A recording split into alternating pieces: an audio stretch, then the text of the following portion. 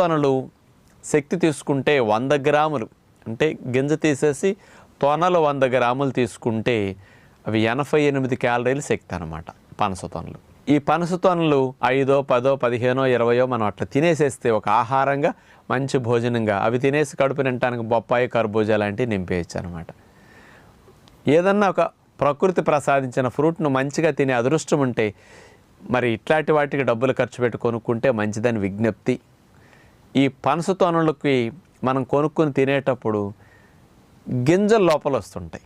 ఆ పనస గింజల్ని మనం ఎలా ఉపయోగించవచ్చు? మీరందరూ తెలియక పారేస్తూ ఉంటారు.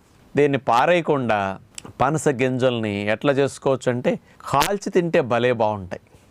నుప్పుల్లో వేసి కాల్చుకోవటానికి అవకాశం ఉంటే చేసుకోవచ్చు. నుప్పుల్లో వేయకుండా కూడా ఇప్పుడు మనకి మందపాటి మూకుళ్ళు ఉంటాయి, పూర్వం రోజులు గుంట మూకుళ్ళు, అలాంటి వాటిలో పెట్టేసేసి మీరు పైన